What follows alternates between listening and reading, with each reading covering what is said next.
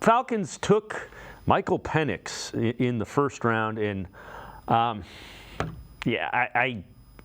have no idea why.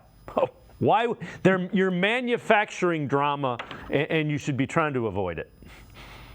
Yeah, I mean, the reality is it's bad asset management. Like, it just is. You just signed Kirk Cousins, and I put it in a tweet at one point today. The reality is as a Browns fan, being desperate for good quarterback play, I do sort of get it. So if Michael Penix has a top 5 style of quarterback grade, not for this draft, but just in general, some of that how they do their grading system. If he's a top 5 kind of player, you can get him there at 8. He can sit behind Kirk Cousins, who you paid for at least 2 years. A little bit of the third year is guaranteed.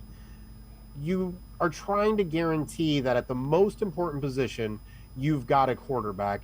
You think Kirk is good enough that you're not going to be drafting this high anymore. Next year's draft class is pretty bad, or assumed to be pretty bad in 2025. I get it overall. You need a quarterback, and you want to try to guarantee you have one for the next 10 years. And Kirk Cousins isn't it, coming off his Achilles, age, all of that. So you put Penix in the best situation to develop. I think it's terrible asset management. But overall, I think in 5 to 7 or 8 years, if Michael Penix is good, no one will really question what they did. If Michael Penix isn't good in 5 to 10 years, it doesn't really matter. All those people will be gone. Yeah, the one thing I would say, you just spent, what is it, $160 million on a quarterback. So you think you're a playoff team now. What have you done to help yourself in that realm? You could have taken a defensive end. You could have taken a guy that's going to make an impact. You don't get the opportunity to do that very often.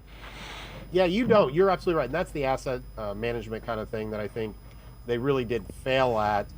I think they are looking big picture. There are some people who that their GM is trying to kind of guarantee his job for a couple extra years.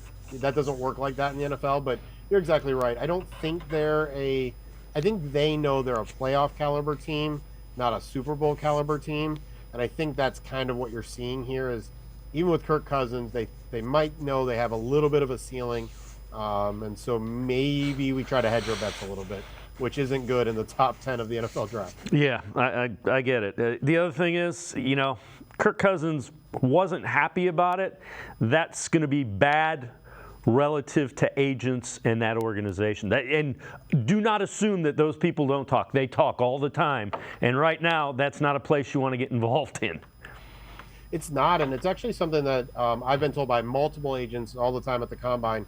They love dealing with Andrew Berry, and it's not because he pays the most and some of the snarky things I know some of the listeners and watchers can kind of think about, but they know what to expect from him. They know that he'll take care of their players.